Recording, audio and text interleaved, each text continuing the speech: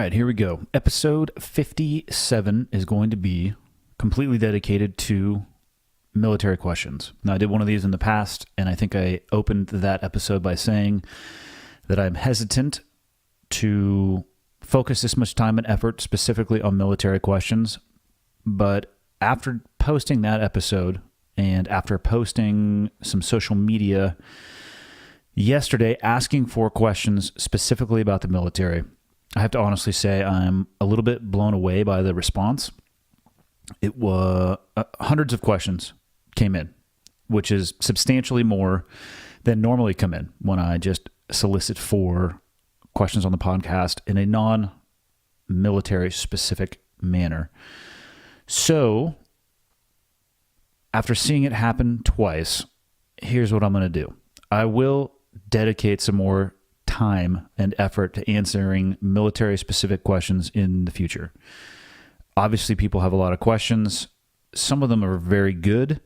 Some of them are interesting. Like, are you a duck hunter? Not that I don't appreciate that question, but I don't know how it's military related. Or what are my plans for whitetail season? I'm not a duck hunter, and I don't know what my plans are for whitetail season, just to answer those very easily. Other than those two questions, the response was overwhelming. So, because there seems to be so much interest, the promise that I will make is that in the future, I will do some more military-related episodes. If you have the questions and you take the time to put them in, I will take the time to answer them for you. Now, standard disclaimer that you're going to hear me every single time when I talk about the military. I have my military experience, but I am not a spokesperson for the military. I do not speak for the military. I don't speak for the SEAL teams. I don't speak for the SEAL community in any way, shape, or form. I have my experiences and what I saw in my life firsthand through my eyes, and I can speak to that. And that is all it is. It is my opinion. So when I am answering these questions, I'm answering through things that I saw with my own eyes or giving you my opinion. I speak for nobody other than myself. I have a new sponsor for today's episode, and I actually have no experience with this particular product. I think I have used things that may have been similar in the past, and I have my hard and fast rule, or the guideline, I should say, that I use when it comes to sponsorship is that I want to have firsthand experience with the product. I agreed with this brand, and it fits well with this episode because it is a technology that is designed to help alleviate pain. In the military, again, speaking for me, the number one tool that I was issued or received to alleviate pain was pills. Not always opioids, although I did get a variety of opioids to, play with, would be the honest way to describe it. They weren't all opioids, but let's just say that there was no lack of volume that was given to me. And I went down a bad path with that, and I don't want to see anybody else go down a bad path with that. So I think that you should explore any and all options that don't necessarily involve opening your mouth and throwing a pill in there. So what is this technology that I'm talking about, or the company that is supporting episode 57? It is called BioWave, BIOWAVE.com.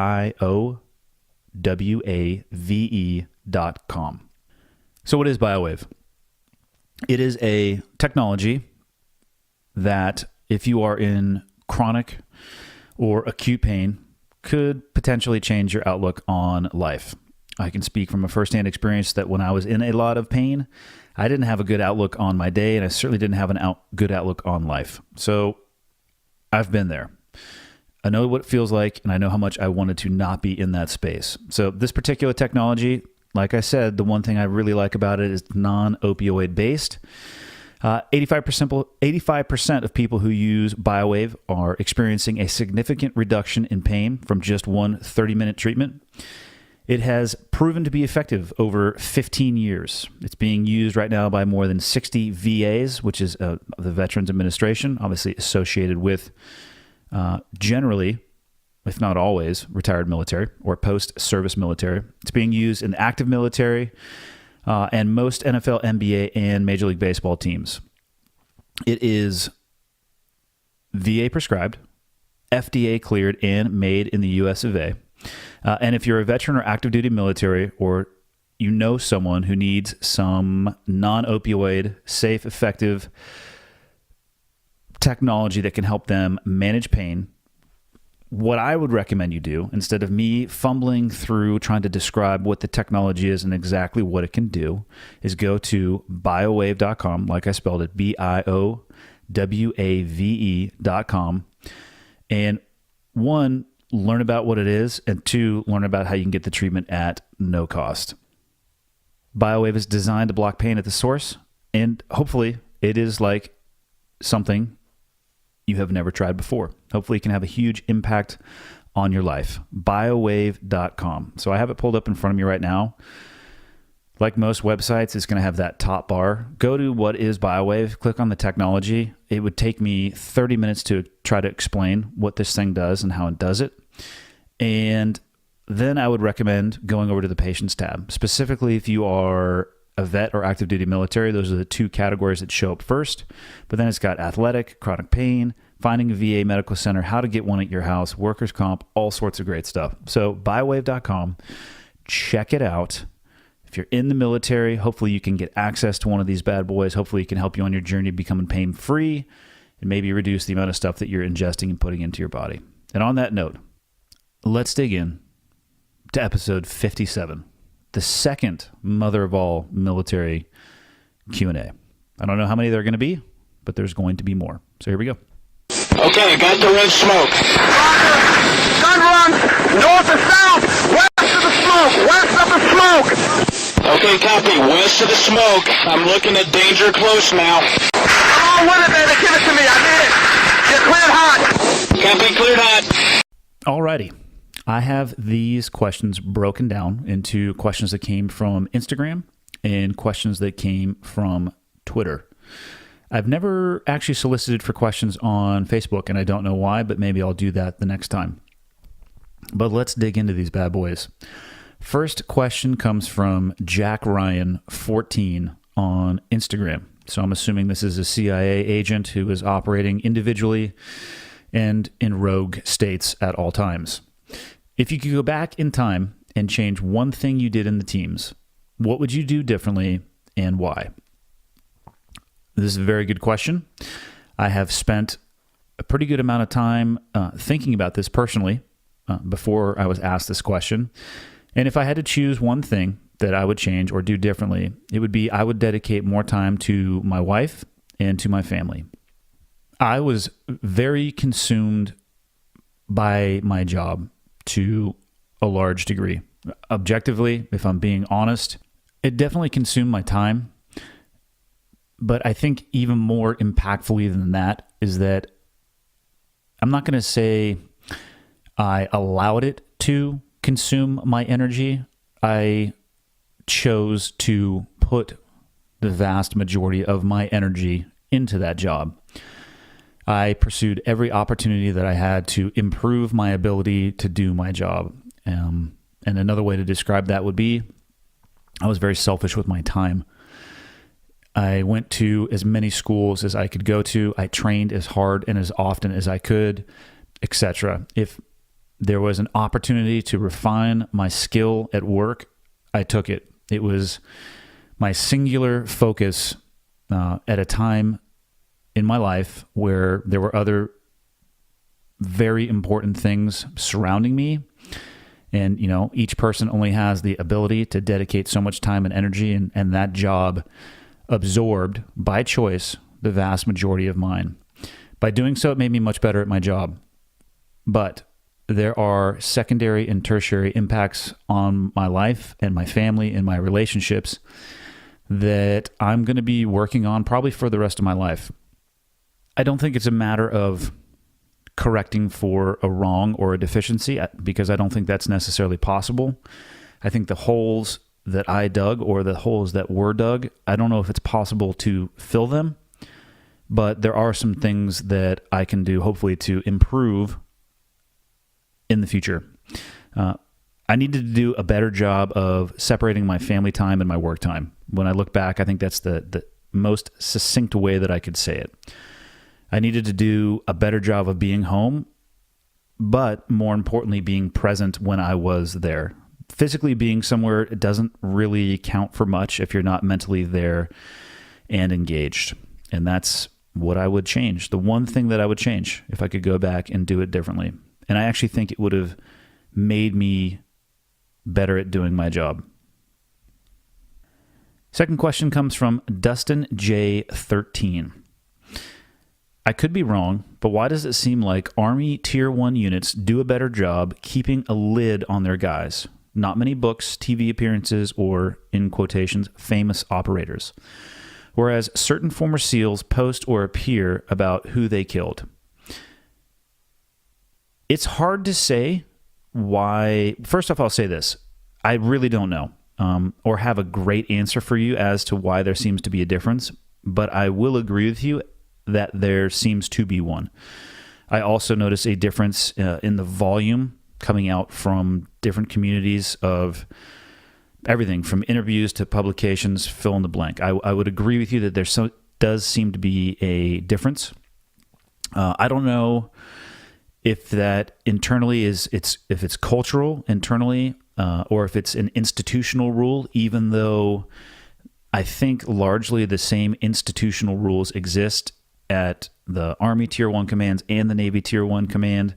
There are a couple of individuals that have become very public post their time at the Navy command. They are considered, in my understanding, to be persona non grata at that command, meaning they can't even get onto the compound. So the threat of that or knowing that that would happen didn't really seem to work, and I would assume that that's the same for the Army commands.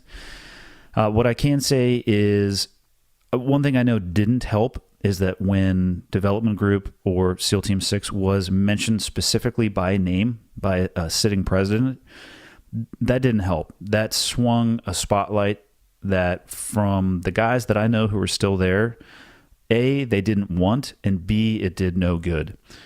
When I say it did no good, for one, the individuals at those types of commands are doing a very important job. The last thing they need is additional attention, scrutiny, or information to be released about not only themselves, but their families that are left behind often when they're working. So that didn't help. But it also, that type of notoriety and that level of recognition, it definitely draws people in for the wrong reason. It's like a moth to a flame. And I'm not saying that that applies to everybody, but there are absolutely individuals who have joined the military specifically seeking the SEAL community, specifically seeking that command because they're seeking the notoriety from it. And oftentimes you'll find they put in the minimum time in service and it has maximum exposure on their resume. And I've said this before and I'll say it again. Everybody's military experiences are their own. They have the right to do with them what they want to do.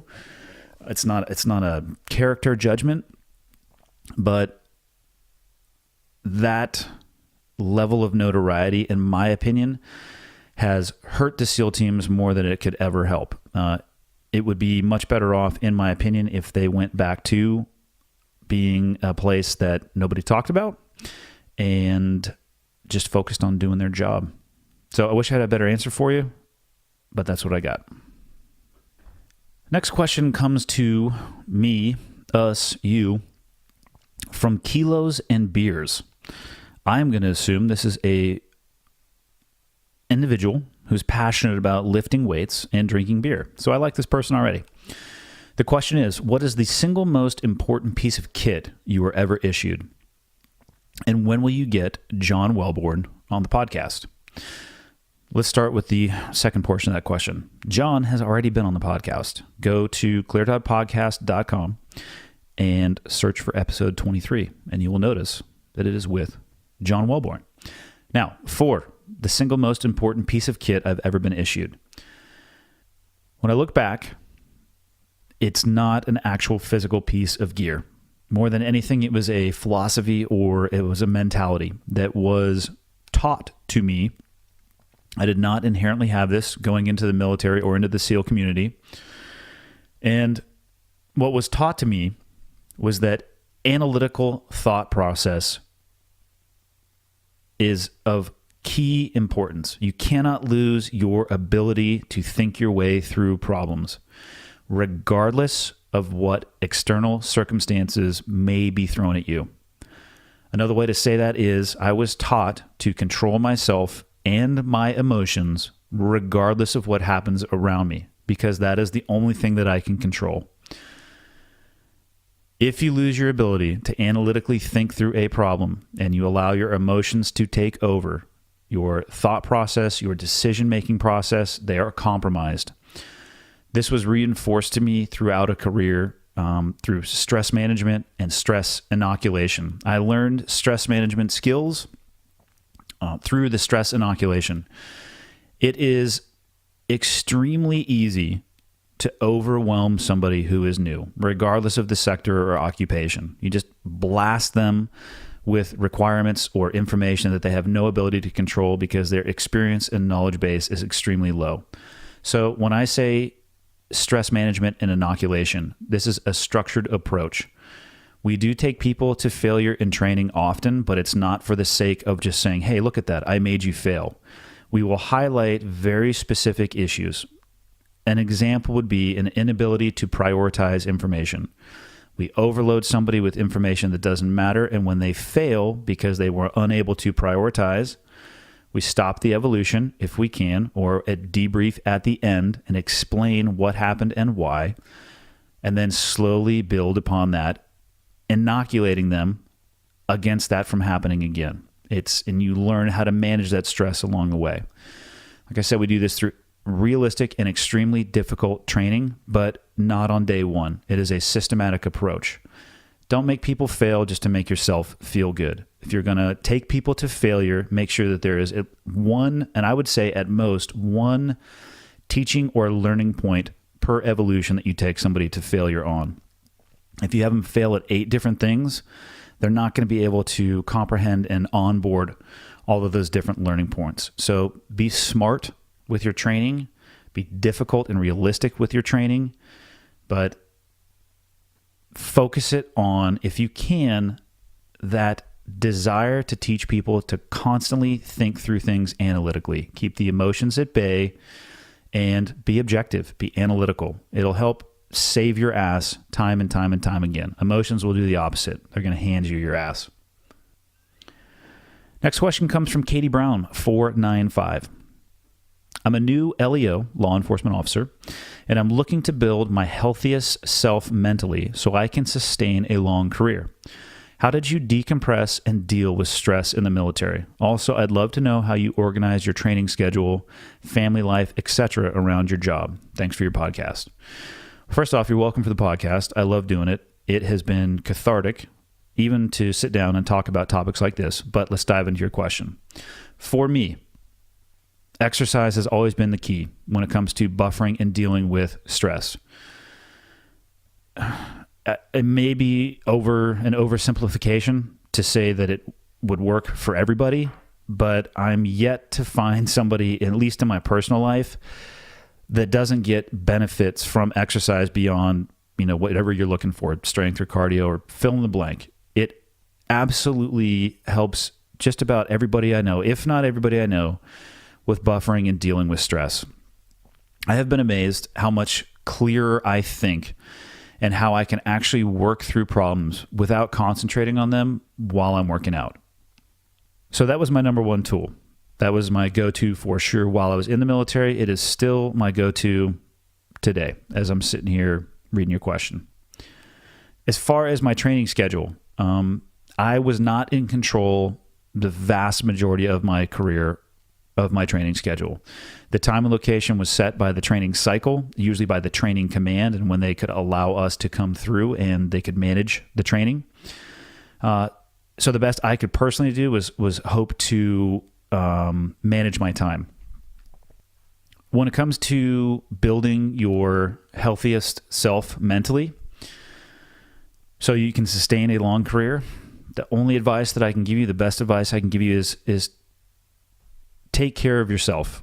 Find an outlet. Maybe it's exercise. Maybe it's something else that is healthy, and it allows you to empty or debottle some of the stress that your occupation, regardless of who you are, is going to put onto your shoulders. You can call it whatever you want to, mental, emotional baggage, whatever it may be. Find a healthy outlet.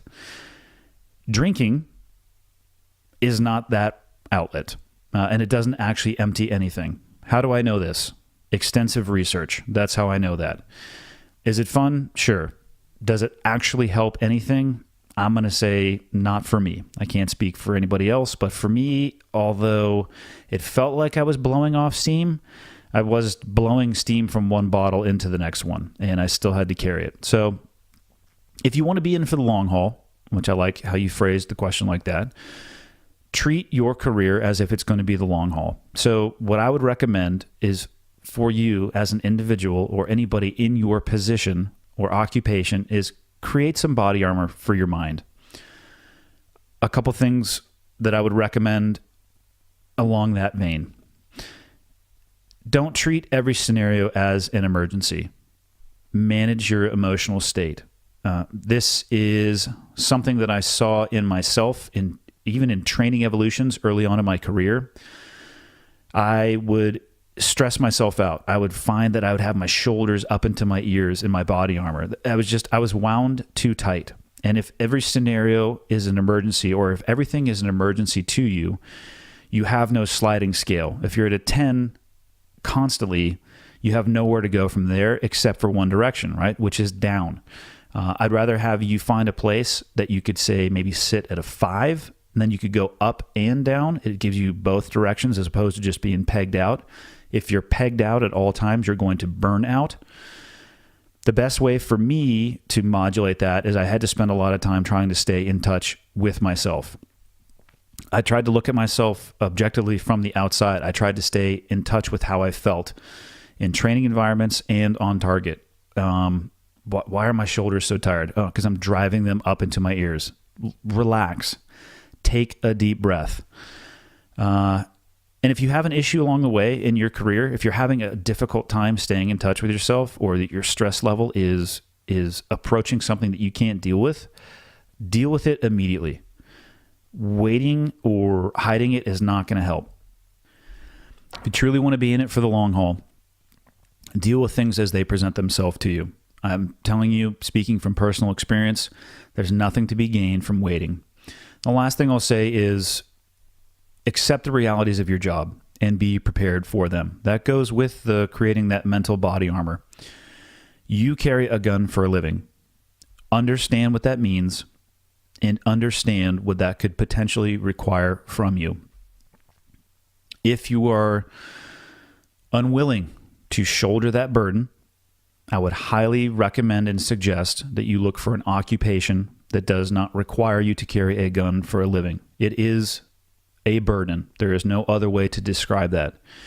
You will be thrown into situations, hopefully you won't, but I have a suspicion that you might be thrown into situations where you will have to make decisions that the vast majority of people will never have to make. And you have to be prepared for that. And if you're not, the most dangerous thing for you and those that you are serving would be for you to be put in that situation. Next question from Matt J. Wink. Do Tier 1 guys get paid more? The broad answer for this is yes. And I can't speak to this at a very granular level because this started shortly after I was leaving. They were talking about it while I was still at a Tier 1 command, and it became implemented after I left. So I'm not positive on the amount, and I'm not sure exactly how it is structured. But I know there's a small additional monthly amount after a certain amount of time at a Tier 1 command. And like I said, I can only speak for the SEAL community. I can't speak for the pay of any other entities, but SEALs in general, just to answer this at a broader level, special operations forces in the Navy in general get paid more than their conventional counterparts, than conventional soldiers and sailors. So in addition to your base pay, which is truly an Excel spreadsheet, you can look at how long you've been in the military and what rank you have and where those two intersect on an Excel spreadsheet. That's your monthly pay. In addition to that, there's jump pay, obviously for jumping out of a plane, demo pay, dive pay, hazardous duty pay for when you go overseas. And then when you go into a combat zone, it's tax-free. And I've heard that they've actually switched how they calculate that tax-free time, so I have no clue as to how they're currently doing it. But you have all those other ways that you can increase on top of your base pay. What does not increase, though, is your retirement. So none of those special pays, jump, demo, dive, hazardous duty, none of those are factored into your retirement pay. So if you do 20 years in a wake up and you retire as an E8 and you were a SEAL the entire time, your retirement pay is going to be the same as somebody who was in the Navy who did 20 years and retired as an E8 as well. Some people have an issue with that, but that is also pretty straightforward. It's the writing on the contract that you sign. It's not a surprise when you get out and it's like, oh, what do you mean? I didn't know. You did know. It's just the way that it is. Is it right or wrong? I'm not here to say, but that's it. So we can make a little bit more money. And by a little bit more money, one thing that people should understand is that if you're looking for maximum earning, the military may not be the best route. It is, you'll make a great living. I mean, if you live inside of your means, you can have health care. You're always going to have somewhere you can get food. There's a lot of ways that you can be pretty rich while serving in the military, but not in comparison to most people who are in the civilian sector. So just something to think about. Next question is from It's BEIM Time. I don't know what that's supposed to mean. Maybe that's your last name. I'm not sure. Your question is, you've said that you feel that during your time in the military, you did not make a difference or make the world a safer place. Do you feel that any of these wars will ever end? And if you could do it all over again, would you do it? So I have, when I'm asked or when the topic comes up on other, I don't know if I've discussed much on this podcast, but I certainly have when I've talked on other people's podcasts about my overall feelings about my service and what impact it had or what it didn't have. And I have definitely publicly said that I don't think that anything I did in the grand scheme of things made that much of a difference. So at the end of the day, bottom line, I question whether or not my actions will have or had any lasting impact beyond the physical battlefield. Did they make a difference there? Yes, they did. But beyond that physical battlefield, when I toil with this question, which I do, my answer still comes back at no. Now, having said that, they still needed to be done. And yes, I would do them again. And the analogy that I use is you're staring at a dam and there's small holes with water spouting out of it.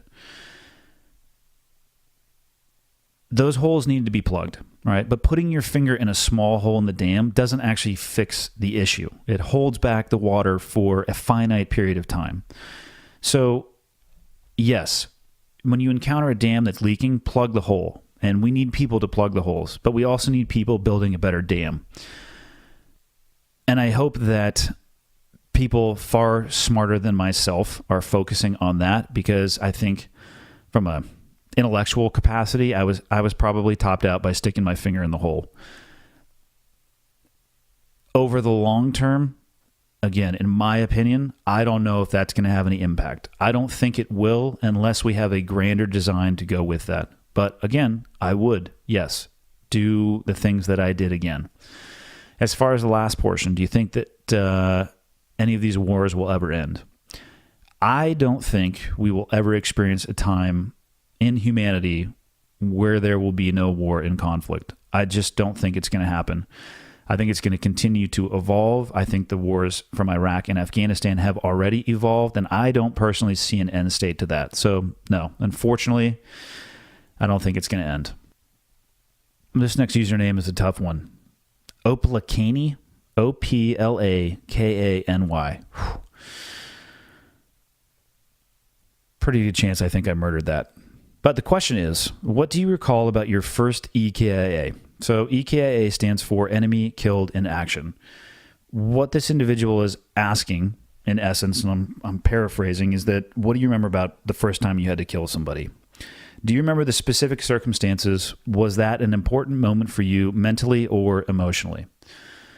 This question, if I had to pick a question that I think most people want to ask me, but generally do not because they can't think of a way to do it that wouldn't be socially awkward, it would be this one. I have been asked it publicly, and I don't have any problem talking about it, probably because I think it's less important than most people think it is. So to answer the question, yes, I remember everything about it. I remember where I was, the time of day, what I was doing, and everything that led up to it and everything that happened after it. But in that moment, I had zero time to think or emotionally react. So I was not checking a box mentally or emotionally. I was maybe had 1/2 of a second to make a decision. And I made the decision, and it, quite frankly, in a lot of combat situations and scenarios, those decisions are very black and white. Encounter threat, deal with the threat. You're not toiling with hours and days to decide what you're going to do. You will come around a corner and you're going to be presented with a problem that you either need to solve or it's going to solve you. And you act. You train for that standard in that situation for a career. And when you encounter it, you take action. Now, although I had no time to think about it or become emotionally involved in the moment, I have thought about it much more in the hours, days, weeks, and years since it actually happened. Killing is the least important metric and should not be used for anything. That is my personal opinion. It doesn't make you a badass. It doesn't make you a warrior. And a number should not be the pin in the ground to determine how much value you give your career or occupation.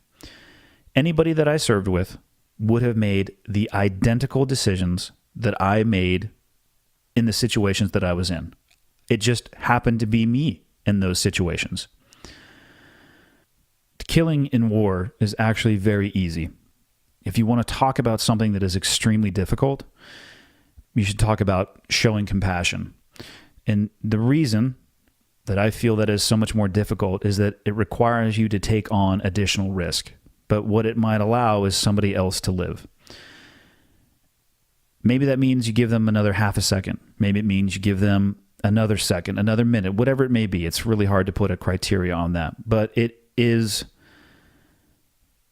withholding or holding yourself back in your best attempt to allow somebody else to do something that may save their own life. It's extremely hard to do. Much, much, much harder than taking a life. Next question, Jason Roy 94. You have made comments about how Hollywood generally gets it wrong with accurately portraying the military. What is your thoughts on the CBS show SEAL Team? Well, it's a TV show, so I look at it as a TV show, and I view it as entertainment only, which is what I hope everybody views it as. I can't say that I've watched much of the show. I don't know. I don't even know how many episodes that they've done. Let's say I've watched 1% of what they've put out on TV. If you put something out on TV, and I understand this having worked in a very limited capacity in that industry on the consulting side of the house, the networks that put out TV shows, they need them to be as exciting as possible to actually hook the viewer and get them to watch the show. And in all honesty, what they want you to do is watch the commercials on the breaks in between the shows because it's the advertising dollars that actually pay for everything. Bottom line, though, is they need it to be exciting to do that. And my issue with SEAL, I don't have an issue with SEAL Team. My issue with just shows in general when it comes to that genre is that they'll slam years worth of operational activity into 48 minutes or 44 minutes, which is actually how much time is in a 1 hour long TV show. The rest of it is ads. And that's just, it's a bridge too far for me. So once you see that artificiality and you realize how far into left field it is, and I'm not specifically talking about SEAL Team here, I'm talking about nearly every show that has ever touched on the SEAL community. It's just a bridge too far. I understand why they do it. I'm not saying people shouldn't watch. Just look at it as a TV show and just look at it for entertainment. Please don't look at it for education. Next question is from FLP Czech, CZECH. My question to you, Andy, would be, what is the most valuable thing military service has given to you? And conversely, what is, in your opinion, the biggest thing that military service, for lack of a better term, took from you? Greetings from the Czech Republic, and keep doing awesome shit. Well, I plan to keep doing awesome shit, but let's get into your question. The most valuable thing that I think that military service provided me was perspective and appreciation. I feel like I view the world differently than most people do that do not share my background or a similar occupation. And I don't say that as a value judgment. I think that's totally fine, but it is different. I'm not saying it's better or worse, but it certainly is different. And with that different perspective, I think it has given me the ability to value and appreciate the small things that I encounter in daily life here in the United States that I feel, see, and hear a lot of people taking for granted. So perspective and appreciation would be, in my opinion, the most valuable thing my military service provided to me. The other side of the coin that you asked about, the biggest thing that my military service took from me would be my time. Cliche to say, but it is truly the only thing that you can't get back. And I wish I had a time machine. Like the first question that I opened with, there are some things that I wish I could have done differently, but I can't get that time back. Next question comes from C. Papandria 1. Hopefully I said your last name correctly. Do your kids ever ask you about your military career or the level in which you served, i.e. the unit, especially with access to the internet and games, etc.? Not very often. I would say very infrequently will my kids ask me much, if anything, about my old job. And that's also true of my wife as well. Obviously, my wife has a much better understanding of what I did, but specifically, since you asked about my kids, they definitely know what I did at a broad level. And my default guidelines for myself with them is that I will answer any question that they ask me, of course, with age-appropriate language and the content, even if though I've never not been able to describe to them in terms that they could understand, regardless of how far out into left field their questions were. But yeah, they don't ask me much, and I'm not positive as to why. And I do hope that one day I could share more with them. But having said that, I would be completely and utterly satisfied if I was just dad to them. If I just can be successful at being their father, that's the only thing that matters. If my previous occupation has or holds no interest or curiosity, who cares? I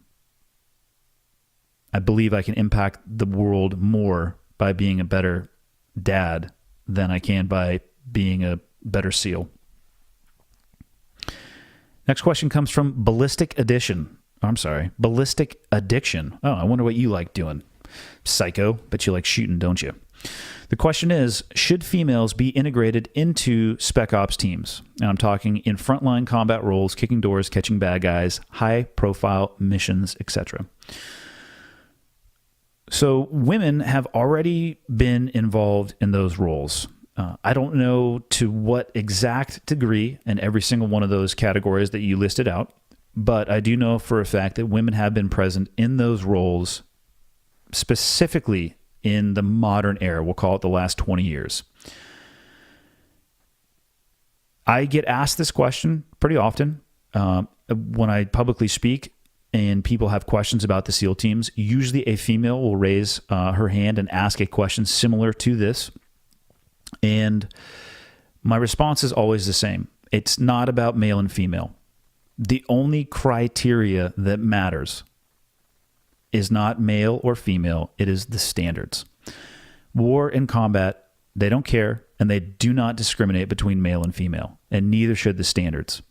If you want to maintain the quality of your force or your element or your unit or your business, fill in the blank, maintain the quality of your standards. Integration, I think, is a great thing. I think it's important for diversity of experience, diversity of thought, diversity of opinion. There's a lot of things that can be gained from integration and inclusiveness. But integration for the sake of integration or to say, yay, we did it, is not a good idea, in my opinion. I would serve in any capacity with anybody as long as they can hold the standard and they can hold the line. I do not care if it's a man or a woman. As long as the standard is objective and it's blind to who you are, game on, giddy up, let's go. Next question, Kestnera 2004. Whew. My friend said SEALs were like the band Kiss, but with guns. Is that true? I have no idea. I do not listen to country music. Next question. Well, Dakota. I'm extremely out of shape and just turned 25, but can't get the thought of joining the military out of my head. Is it even worth it at this point? And if so, do you have any suggestions for somebody not joining right out of high school? So let's start with this. I can't answer the question for you as to whether or not it is worth it. That is something that you will have to answer for yourself. What I will say is, if you have that repeating thought, why not use it for some motivation? You opened your question with, I'm extremely out of shape and just turned 25. That is not a good pairing. Extremely out of shape and any number is not a good pairing, but you're in the earlier chapters of your life. So if you recognize that you're extremely out of shape at 25, if you don't do something about that immediately, it's not going to make 50 a good look, and beyond that, if you're even able to make it. So use that as motivation for you to shift your momentum, get it pointed in a positive direction. Now, as far as people not joining right out of high school, I think that's actually good. It allows for education, additional and enhanced education if you want to go that route. I served with a ton of people who had advanced degrees, well beyond associates and bachelors, on both the officer side of the house and enlisted, actually. And if you don't go the educational route, you could go, who knows, you could go into the workforce and you could have experience or just life experience. And all of those things, the education, the experience, they can be really beneficial while you're serving. If you, as an individual though, let's go back to you. If you want to join and you really want to make that a goal, you have to understand that you need to meet the minimum standards and the minimum criteria. Those minimum standards should not require your maximum effort. Right? They shouldn't be the bar that you're just barely able to touch on your best day. That's why they're called the minimum standards. They need to be something, it needs to be a hurdle that's 2 inches off the ground and you can lift your foot up and clear it very easily. Make them benchmarks that you can gauge your performance against. But if you're going to go this route and anybody's listening and they're looking at military service, if the minimum standards are hard for you to achieve, I would recommend you delay until they are something that you can easily accomplish. How are you going to do that? And just for this individual asking these questions, like I said before, get moving. Like today, not tomorrow. Do something today. Start small, build yourself a template, build yourself a roadmap towards where you want to be, and slowly work yourself towards that goal. Next question comes from Tucker Kennedy. What is your take on the alleged canoeing of bad dudes and the alleged mutilation of them with tomahawks within Dev Group? Okay, so to give this some context, put the podcast on pause if you want to, and go to Google and enter into Google the crimes of SEAL Team 6. And what you're going to find is an Interceptor article that references both the tomahawks and the term canoeing. So let's talk about canoeing. It is essentially a term for splitting somebody's head in half with bullets. How this term got associated with that particular command and how this, the author of this piece associates them in the way with which he does is a little bit baffling to me. The term, or the first time I heard the term, was not in the military. I was in the military, but it didn't come from a military member. If you want to hear the inception of this term, in my opinion at least, it comes from the movie Tombstone, not the SEAL teams. There's a scene in Tombstone where they're in the street, and for what I think Wyatt Earp has a pistol up to somebody's head, or he has a pistol out, and something is said, and his response is, not before I turn your head into a canoe. That's the first time I heard it. I have no doubt, given how much of the SEAL community is based off of movie quotes, which is the high 90th percentile, of the SEAL community is based around movie quotes. That's where it came from. Is it a term that is internally used? Maybe. I doubt it after that article came out, but it could be. Is it anywhere at a doctrinal level? No, it absolutely is not. Now, how about the tactic in and of itself? Splitting somebody's head. Let's be honest. You're not playing laser tag. The most effective way to ensure a threat is no longer a threat is to shut off the hard drive. That's the cold, hard truth. If you're uncomfortable with that, good. You should be, because you're talking about blowing somebody's head in half. If you're talking about your own safety and the safety of those that are around you and engaging a threat in the most efficient and effective manner possible, that's it.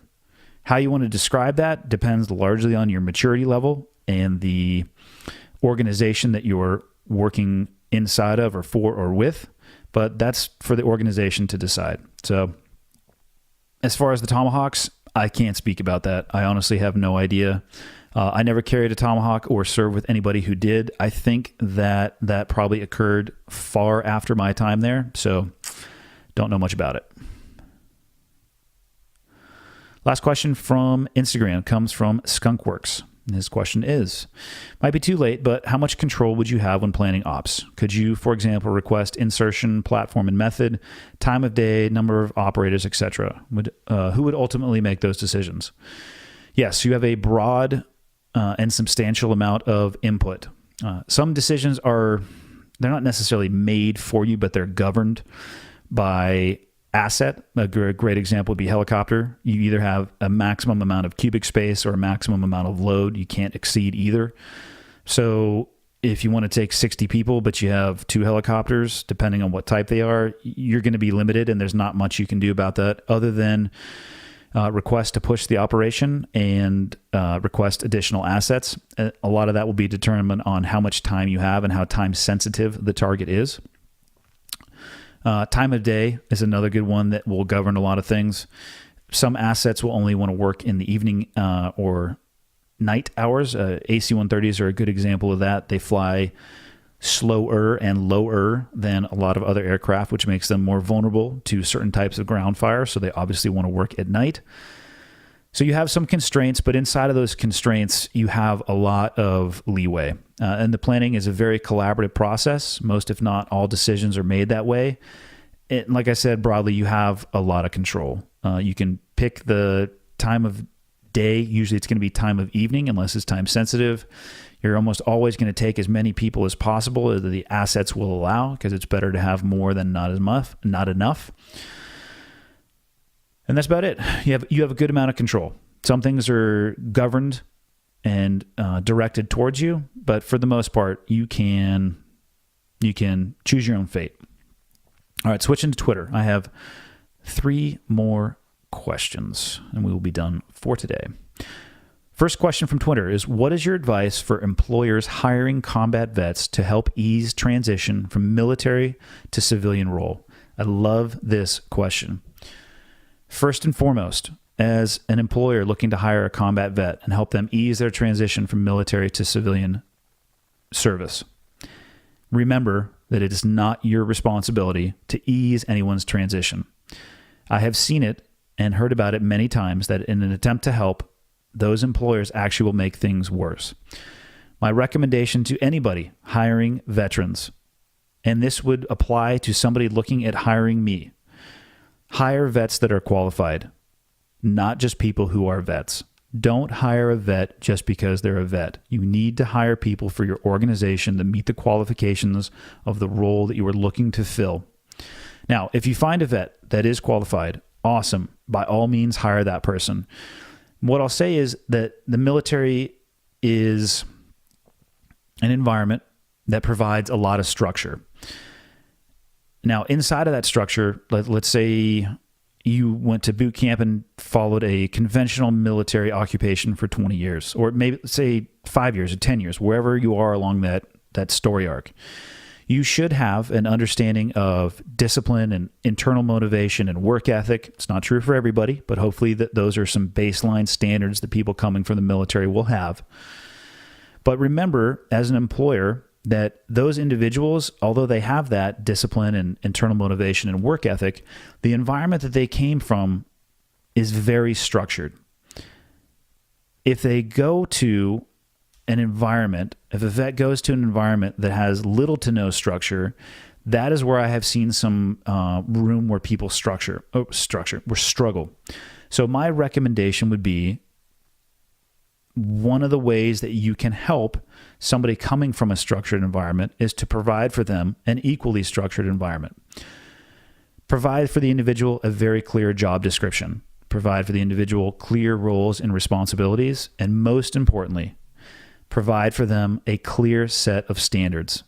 And then do not give them a free pass. Do not turn a blind eye to somebody's behavior or performance just because they are a vet or a combat vet. You will do a disservice to your organization, and more importantly, you will do a disservice to the individual as well.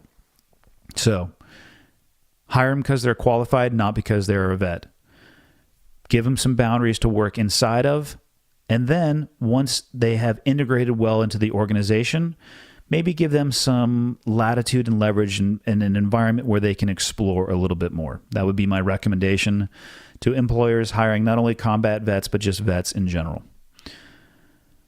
Next question from Twitter was, how many people asked you if you know David Goggins? Because apparently that's all anybody wants to talk about. Also, please tell the world how much you love Marines. I do get asked pretty often about whether or not I know David Goggins. I know who he is. I never served with him. I think we met in passing a few times, but that's about it. So I can't say much about that. And as far as how much I love the Marines, the reality is I actually do love the Marines. The Marine Corps is actually part of the Department of the Navy, and they are the men's department of the Navy. I've had nothing but great experiences with them. My only recommendation would be, and please, Marines out there, take this with a grain of salt. There are other vehicle colors than red. That's all I got. You know, I see when I go to Marine Corps bases, a lot of red trucks. I'm just saying, explore the color palette. That's it. But I absolutely love the Marine Corps. I have the utmost respect for all of the military branches and everybody who is serving inside of them.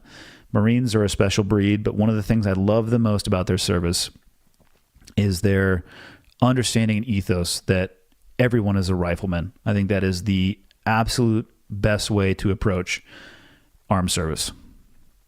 Last question. Do you have any wisdom or techniques learned on anything related to being a better student of any subject or skill? Ways to work smarter on top of harder? Well, I was a terrible student in high school. My GPA was in the low twos. Let's just say that I eked by. I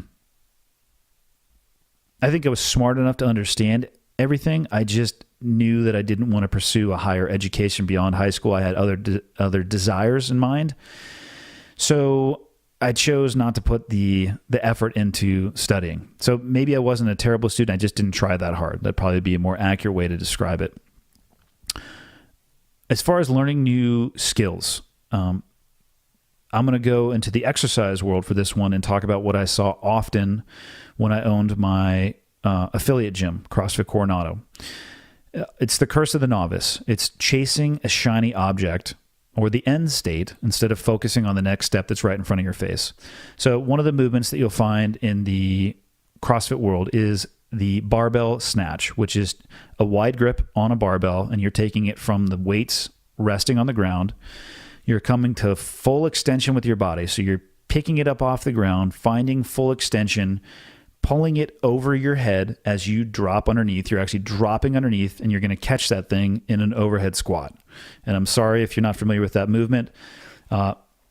Another way to describe it would be it's probably the most complex, dynamic, and power-producing movement that a human body can do. There's a lot of moving pieces. It's a combination of many, many moves, each of which you need to be proficient with.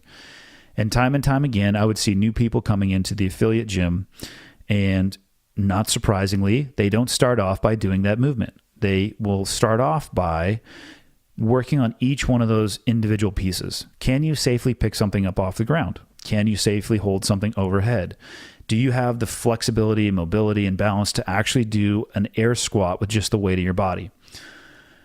About a month into it, most people, they start asking about, hey, I kind of want to just do a snatch. That movement looks really cool. It's dynamic, it's fast, it's powerful, and it's all of those things. But if you don't know what you're doing, and an individual that has poor proficiency in every one of those skills and now wants to combine that with load, that's just not an ideal recipe for anything other than injury. So that's why I call it the curse of the novice, because it's that desire to, instead of focusing on fundamentals and basics, to jump right into the varsity leagues. And if you extend the timeline long enough, you're going to get crushed. So as far as wisdom, I don't think I have any. Techniques that I focus on, or what I would recommend, is develop a plan, right? Whatever your subject may be, whatever your skill you're trying to learn, lay out the steps that you need to accomplish sequentially to be successful, to achieve your end state, to achieve your goal, to achieve the shiny object, and then put that out of your mind and dive into the process and focus on that, not the end state. How do you eat a whale or a rhino or a giraffe or whatever other submarine, fill in the blank? You eat it a bite at a time. And that's what I recommend when it comes to trying to learn something new. I'm at a phase in my life where I am trying to learn something new right now as well. I'm a couple months into it, and I keep telling myself, focus on the fundamentals, focus on the fundamentals, focus on the fundamentals, because that's what's going to lead me to success later on down the road. And that is it. Hopefully that it's not wisdom, but hopefully that's a technique that can help you and serve you well. Ladies and gentlemen, that is it for the week. I actually burned through those questions faster than I thought I was going to. So perhaps next time I will add some more in there. Thank you to everybody who submitted the questions. More importantly, thank you to everybody who's been supporting the podcast. Thank you to those who are helping me spread the word, who are telling their friends and family and coworkers and people who don't even want to hear about it. Thank you to people who are reaching out to me via email. Thank you for the reviews on iTunes. And as always, if you have time, do me a favor, go leave me a review. Give me 1 star or 5 stars. I don't care. If you have a suggestion for how it could be made better, throw it in there for the world to see. I'll input as many suggestions as humanly possible. And I'll close with a thank you to the sponsor of this episode. Thank you to BioWave for supporting Cleared Hot. If you're interested in looking at a alternative to, I don't want to say traditional methods, but if you want to look for an alternative to prescription medication going down your throat, add an arrow to your quiver of your desire to become pain-free, check out BioWave, right? It's prescribed by the VA. It's FDA cleared, made in America. It effectively and safely blocks pain at the source without opioids. If you want to learn more about it, go to biowave.com, BIOWAVE.com.